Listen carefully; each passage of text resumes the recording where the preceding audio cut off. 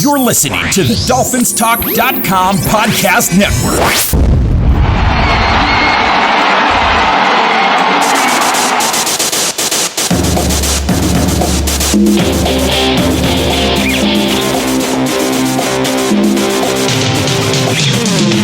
You're listening to the DolphinsTalk.com podcast, the most listened to daily Miami Dolphins podcast on the internet. Come on, Dolphins fans. Time to fins up. All right, Miami! Miami's got the Dolphins, the greatest football team. We take the ball from goal to goal like no one's ever seen. We're in the air, Good evening, Miami Dolphins fans. How are you today? And thank you for listening to the DolphinsTalk.com podcast on this Thursday, March 7th. I am your host, Mike Oliva, flying solo today. And it was a pretty exciting day in the world of the Miami Dolphins. We got some news, not huge news, but we got news to talk about here. We have a new tight end on the team. We have a new signing.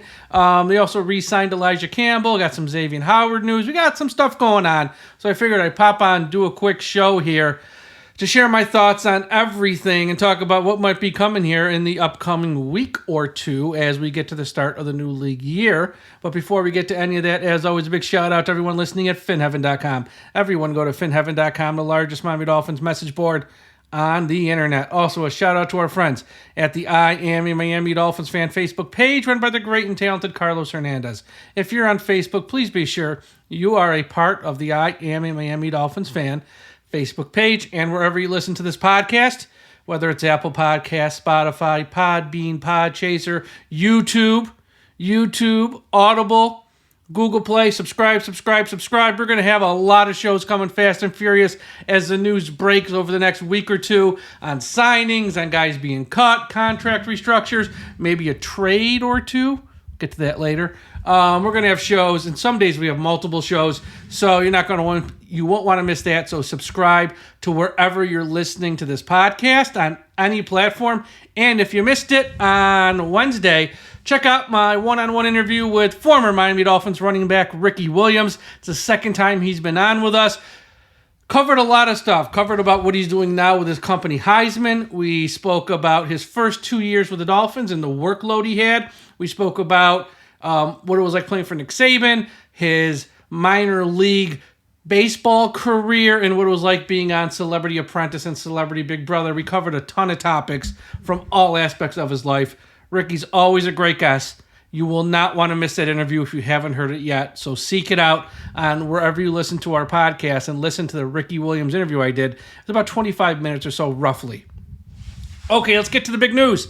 On Thursday, the Dolphins signed Jonnu Smith, the tight end, who last year was with the Atlanta Falcons. They don't have to wait here because he wasn't a free agent per se. He was cut just a couple weeks ago. Free agents are guys whose contracts are expiring, like a Christian Wilkins and stuff, who are still, their contracts are up at the start of the new league year. Smith was cut like a week or so back, or however many weeks back in February, so he's able to sign now. He doesn't have to wait.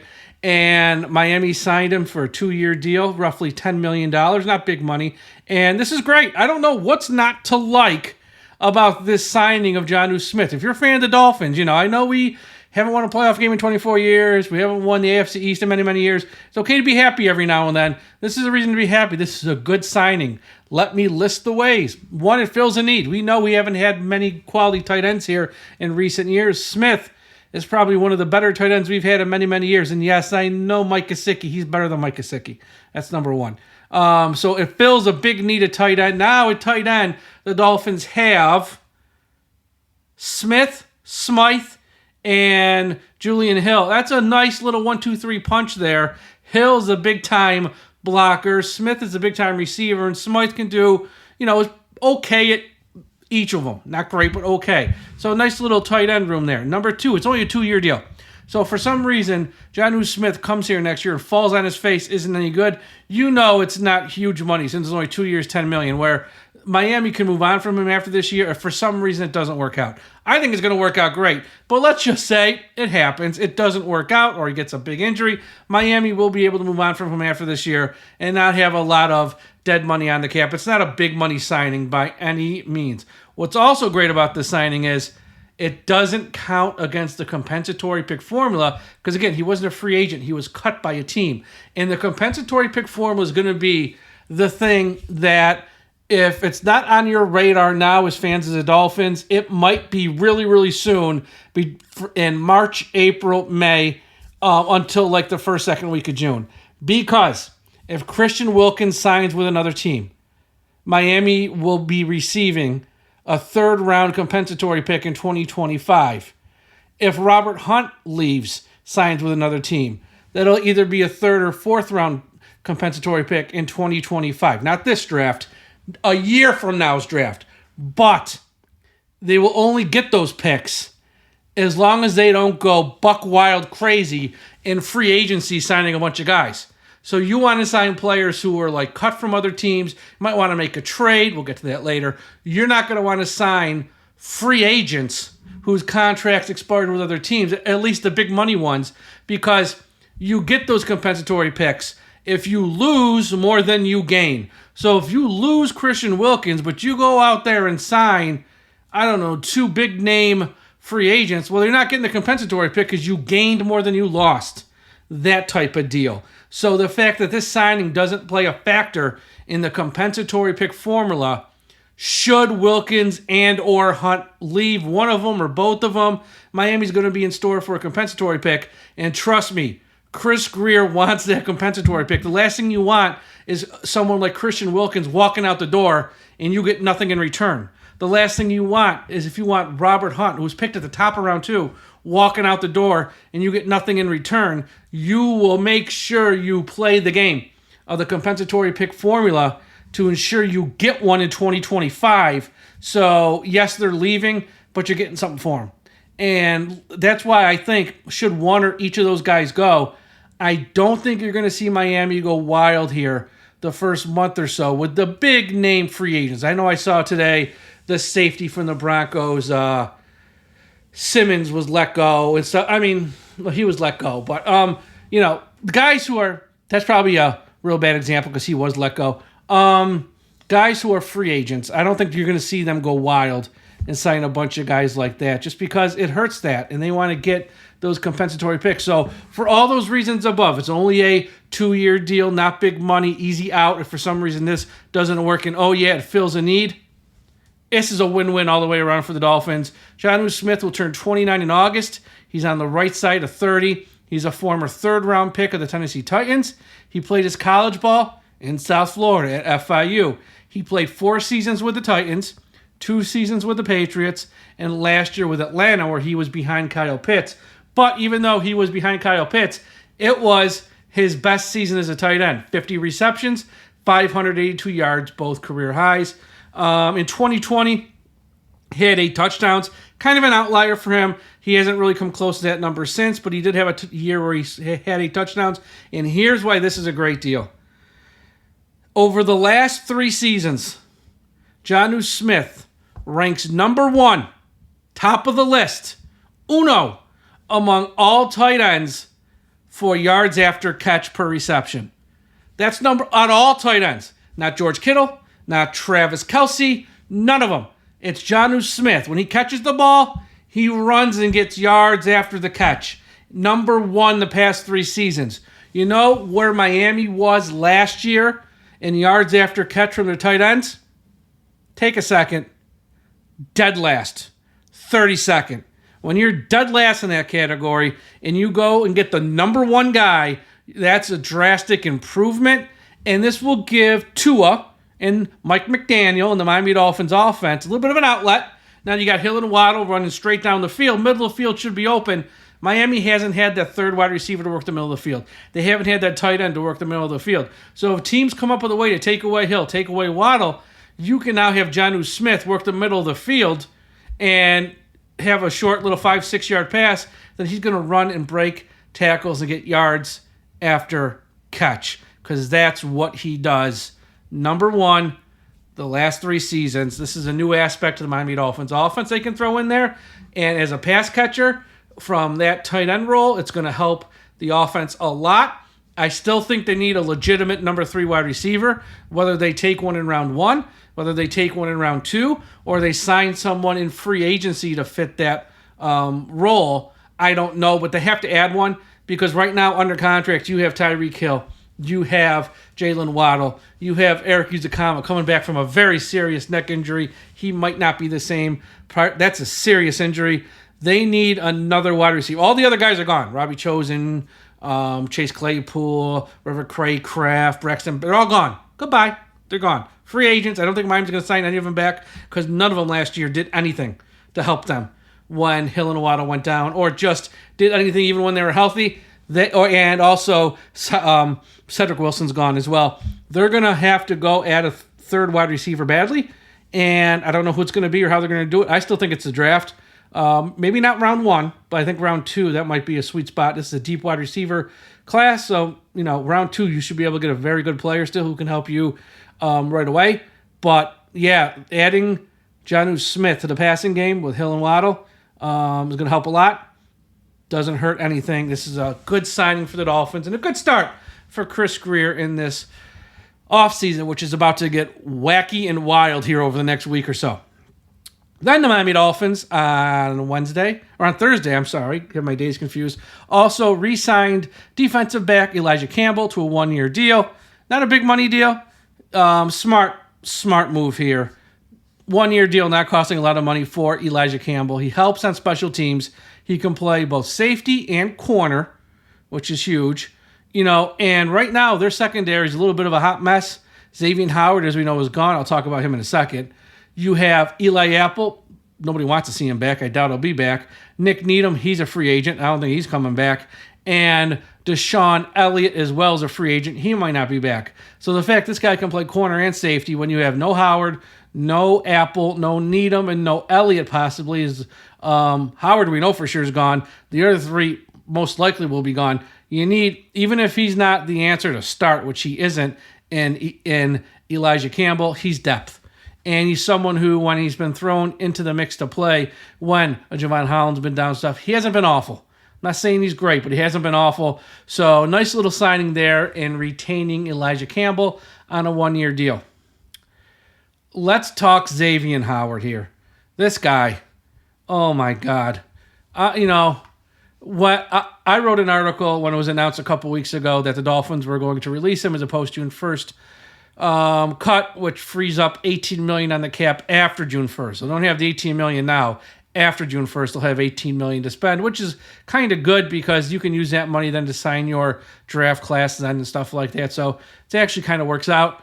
But I wrote an article and I said, it's easy to cut Xavien Howard. You get a little older, he makes a ton of money. He's probably not worth the contract he makes. It's a smart move to cut him, especially with the salary cap situation Miami has. It's a tougher move to replace him because even though he slipped, he's not the player he once was. He's still very, very good. He's still good. He's not bad. He's not going to hurt you out there. But Miami, with their whole salary cap situation, it's tough to replace. Well, screw this guy. I'm so done with Xavien Howard. So this morning, here's the deal. He's cut post-June 1st. Then last week at the Combine, Chris Grier, when he spoke to the media, was asked about Xavien Howard, him being let go. Chris Grier takes the high road. He takes the high road. No. Sorry to see him go. It was a move that had to be made for the salary cap. The door's not closed. We'd love to have him back. The door's not closed on Xavien Howard returning. Now, classy of Chris Grier to say, and look, folks know I'm not a huge fan of Chris Grier. Classy move to say, take the high road. You don't want to, say anything that's going to hurt the guy if he's got to sign with another team. Here's the deal. When Chris Grier said that, kind of BS. The door wasn't really open. He wasn't coming back. But it's a nice thing to say, so you're not like throwing the guy under the bus on the way out the door. The door really wasn't open. Just like when Chris Grier said that this week with Jerome Baker, he said, it's open the door, never know. It ain't open, okay? He ain't coming back. It ain't open. But it's a classy thing to do when you're letting a guy go. You're not like, well, he's old, he's broken down. Then the world knows it, and it makes it tougher for him to sign with another team. Just being a nice guy.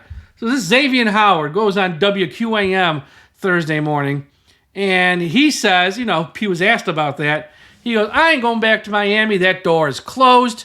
Then he gives a parting shot saying he wants to go to a team that can make a deep playoff run, which is a shot towards the Dolphins because we know Miami hasn't won a playoff game in 24 years. So win a playoff game, let alone a deep playoff run. You know what, Xavien? Go to hell and stay there. Seriously, I know you're mad. I know you're upset that you were cut. I get it. But this organization paid you handsomely for many years. They were very good to you for many years. And Chris Grier, anytime someone's cut, it stinks. But he cut you in the most humane, decent, nicest way one could be possible. He didn't badmouth you, run you down so other teams might not want you. He did it in the nicest way someone could be cut, which we know there's probably no nice way. But if there's a nicest way to do it, Chris Grier did it. And this guy's going to go on the radio and say this crap. Screw you, Xavien Howard. I know you're mad and upset because you got a small army of children in South Florida, and now you're going to have to sign with the team in God knows which state and be far away from them, but that's your fault. That's your fault. You took the low road. Chris Grier took the high road. So all I got to say about Xavien Howard is don't let the door hit you in the rear end on the way out. See ya. Bye. So much for him. I mean, seriously, just shut up. Last topic here. Feeds into the cornerbacks at talk. And L'Jarius Sneed. Sunday morning, ESPN, Jeremy Fowler had that report, which Tom and myself spoke about on Sunday night's show. Jeremy Fowler said that the Kansas City Chiefs are going to pay Chris Jones. They're going to put the non-exclusive franchise tag on L'Jarius Sneed. And they're prepared to let him talk to whatever teams he wants, work out a deal, come back to them, and they'll work out a trade. And then there was a report today that the Chiefs are looking for kind of like a second-round pick, probably a second and more, second, fifth, second, fourth, whatever. But they're not kind of looking for a first, a second-round pick plus something else, and probably would be able to make the trade work. And I don't know if it's going to happen. I don't think it's going to happen. But that report on Sunday, Jeremy Fowler said the two teams to watch are the Lions and the Miami Dolphins. I know fans of the Dolphins they get all in their feelings when they see somebody report something. I don't know why fans get really in their feelings. Clickbait, it's not real, not going to happen. It's like, calm down.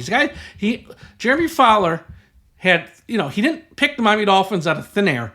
He might have been fed something from an agent, sure. He might have been fed something from a team, sure. Who knows? But it's like there is a Jeremy Fowler's not going to run with that and risk his credibility if he didn't check a couple sources there. So, once again, not saying it will happen, but there's a chance. And the more you think about it, I think I don't want to say a good chance. Let's just say if you wake up in the next week or so and it happens, don't be shocked. If you wake up at like 6 a.m. and your phone has an alert that the Miami Dolphins have traded for L'Jarius Sneed, don't spit out your Cheerios. If you're going to lunch and you're at like Wendy's or something, ordering something with the new surge pricing that they're trying to impose, and you're sitting down eating your hamburger and your phone alert goes off, they traded for Sneed, don't go, oh my God, clutch your pearls. Here's why. Like we said at the top, it's not a free agent signing. It would be a trade, which would not hurt the compensatory pick formula if Miami loses Wilkins and Hunt. And the only way you're trading for Sneed is pretty much if you lose Wilkins. Why? Because you lose a star in Wilkins, you replace him with a star in Sneed. And with Wilkins, it came out this week in the Miami Herald, the Miami Dolphins offered Wilkins north of $17 million last year. And they offered him at least $40 million guaranteed. And he turned it down.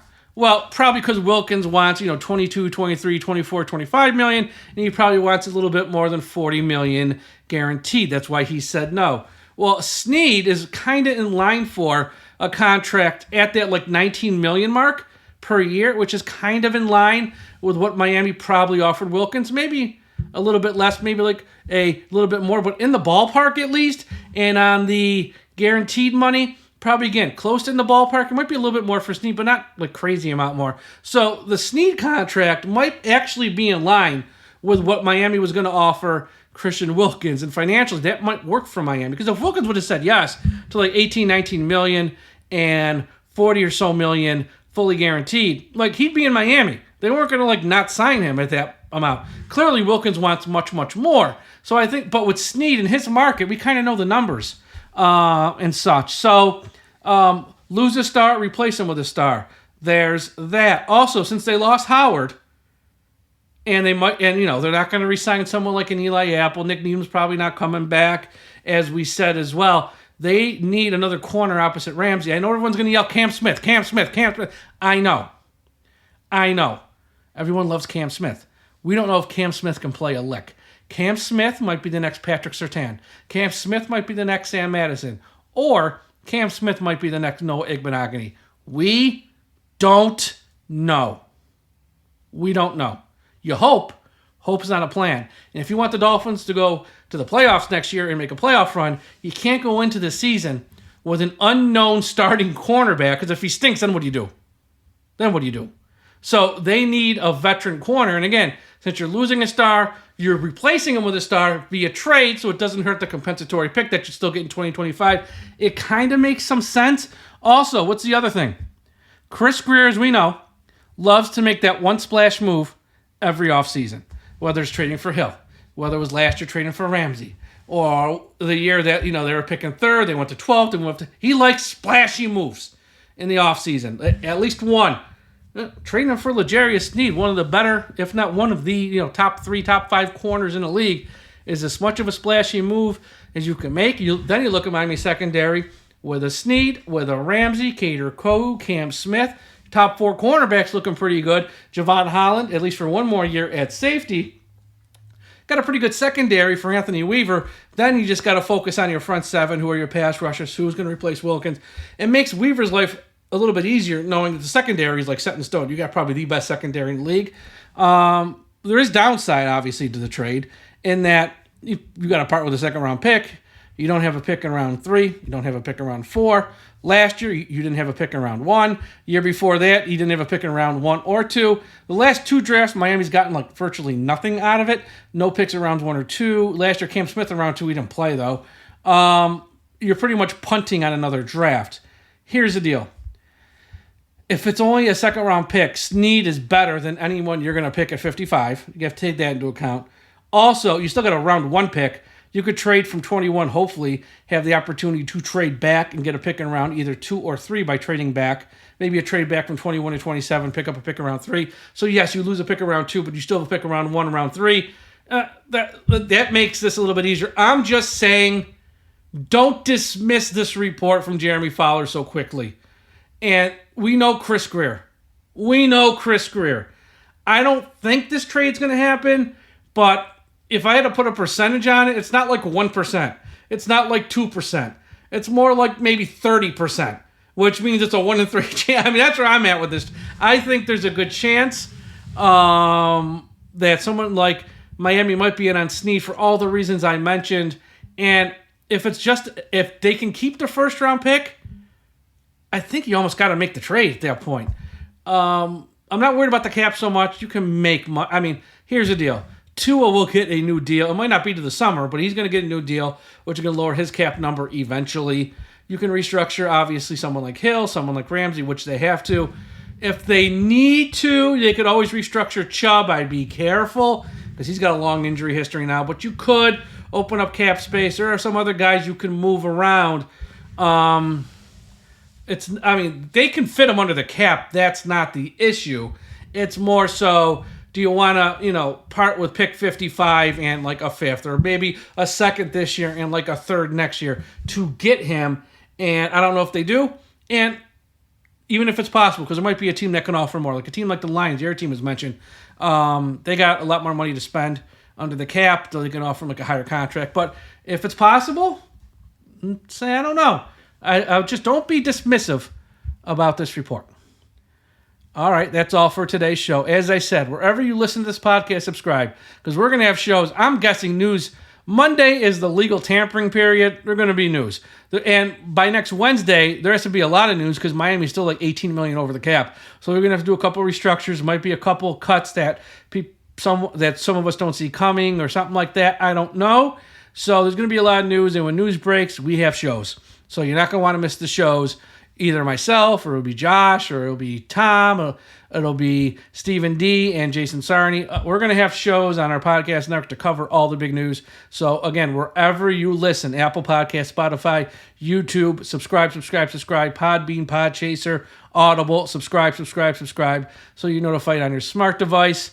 Check out the website, DolphinsTalk.com. We got news there. We have some opinion articles. I've been writing a lot more the past couple of weeks. Check out those articles I got up there. And keep following us on social media at Dolphins Talk.